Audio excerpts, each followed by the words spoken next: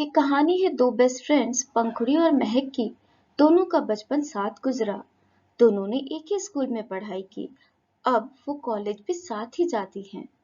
पंखुड़ी एक शांत स्वभाव की, खुद में ही खुश रहने वाली लड़की थी। लोग उसके बारे में क्या कह रहे हैं या किसी की जिंदगी में क्या चल रहा है, इन सभी बातों की उसे ज्यादा परवाह नहीं रहती थी। महक उससे बिल्कुल ही अलग स्वभाव की थी। उसकी हर बात में अपनी एक धारणा थी। कौन सही है, कौन गलत है, इस बात का उसका अपना ही एक पक्ष होता था। आसपास उसकी सहेलियों की जिंदगी में क्या चल रहा है, इन सभी बातों में उसकी बहुत रुचि थी। दोनों का विपरीत स्वभाव होते हुए भी दोनों बहुत अच्छी और पक्की सहेलियां थी। वो एक दूसरे का साथ हमेशा निभाती और मदद के लिए तैयार रहती थी। पढ़ाई के दौरान ही पंखुड़ी की उसके कॉलेज में पढ़ने वाले एक लड़के रमन के साथ दोस्ती हो गई। धीरे धीरे दोनों की दोस्ती बहुत गहरी हो गई। महक को रमन बिल्कुल पसंद नहीं था। एक तो पंखुड़ी अपना ज्यादा समय रमन को देने लगी थी और महक के मन में ना जाने कहां से ये बात बैठ गई थी कि रमन अच्छा लड़का नहीं है, वो पंखुड़ी के लिए सही नहीं है, क्योंकि रमन की बहुत सारी लड़कियों के साथ दोस्ती थी। महक हमेशा रमन की कोई ना कोई कमी ढूंढ कर लाती और पंखुड़ी को बताती। पंखुड़ी को महक का स्वभाव पता था, इसलिए वो उसकी बातों पर ज्यादा ध्यान नहीं देती थी। अब तो पंखुड़ी और रमन शादी करने वाले थे। महक ने पंखुड़ी से लाख बार कहा कि अभी थोड़ा और समय ले, रमन को अच्छे से जान समझ ले। उसने कई बार कहा, मुझे तो रमन कुछ ठीक नहीं लगता, लेकिन पंखुड़ी ने उसकी एक बार भी नहीं सुनी।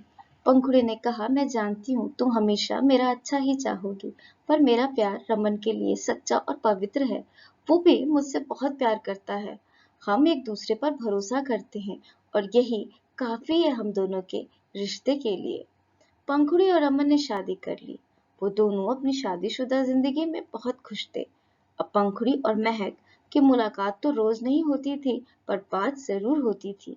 आज भी महक पंखुड़ी से रमन पर ध्यान रखने को कहती, लेकिन पंखुड़ी रमन के साथ बहुत खुश थी, इसलिए उसने कभी रमन पर शक नहीं किया। शादी के कुछ महीनों बाद रमन ज्यादा समय अपने ऑफिस में बिताने लगा। पंखुड़ी उसका रात में घंटों इंतजार करती, पर वो बहुत देर में आता। रमन का व्यवहार आजकल पंखुड़ी के लिए पहले जैसा नहीं रहा। अब वो उसकी ज्यादा परवाह भी नहीं करता।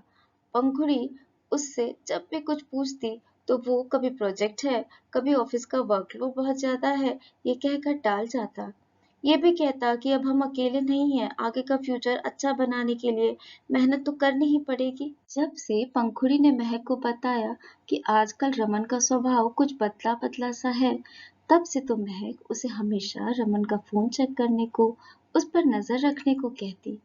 पंखुड़ी का कभी किसी पर शक न करने वाला स्वभाव अब बात बात पर शक करने लगा था।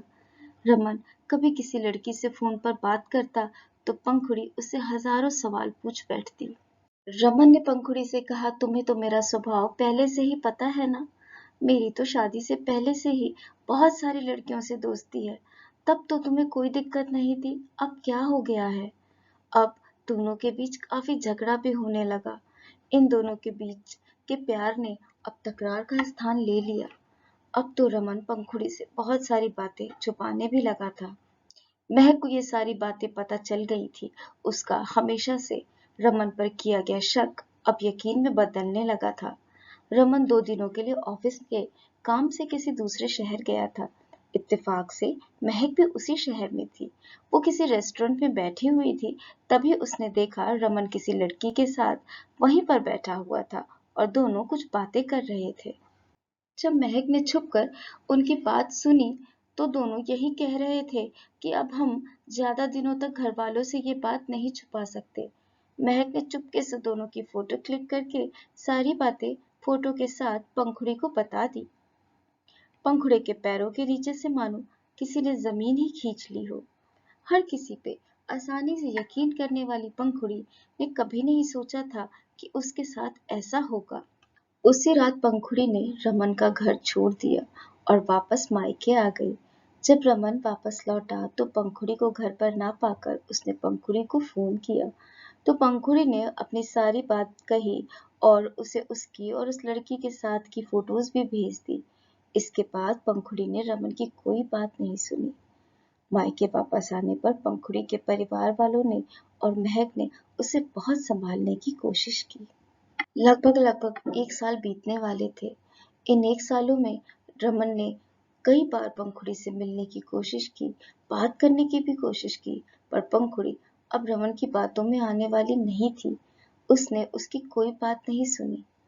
पंखुड़ी ने तो घर से निकलना ही छोड़ दिया था, क्योंकि वो अब भी रमन के दिए गए धोखे पर यकीन नहीं कर पा रही थी।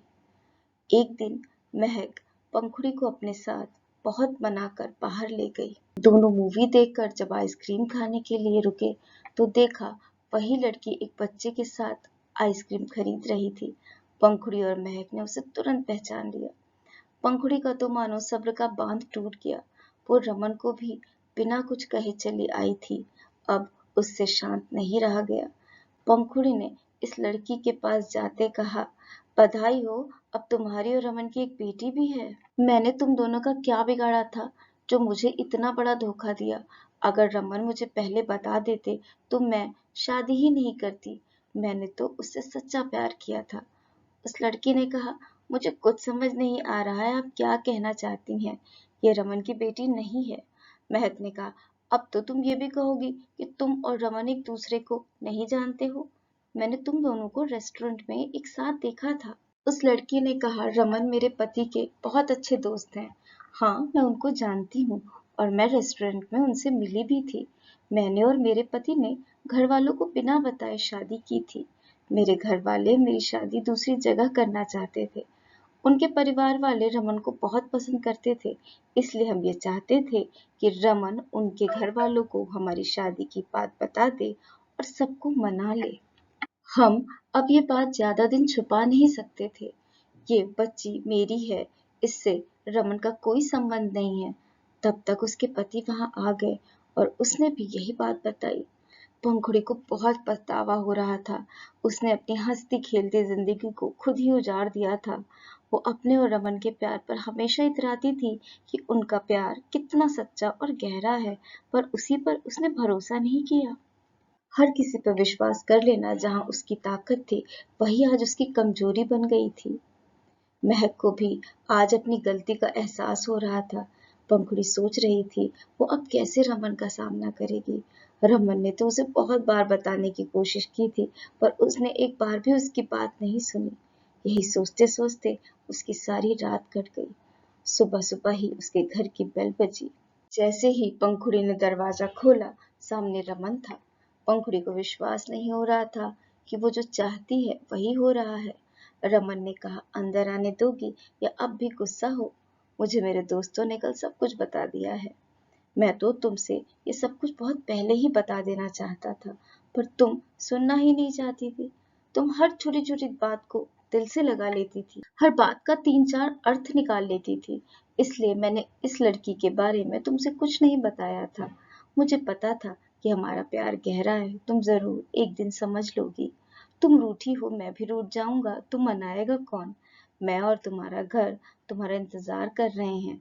पंखुड़ी रमन के साथ वापस चली गई, मन में इस संकल्प के साथ कि अब वो किसी की भी बातों में नहीं आएगी। इस कहानी से हमें ये सीखने को मिलता है, शक से भी अक्सर रिश्ते टूट जाते हैं, कसूर हर बार गलतियों का नहीं होता। अगर आपको यह कहानी अच्छी लगी हो तो इसको लाइक करें, शेयर करें और ऐसी ही कहानियों को सुनने के लिए सब्सक्राइब करें हमारे YouTube चैनल स्टोरी तेरी मेरी। धन्यवाद।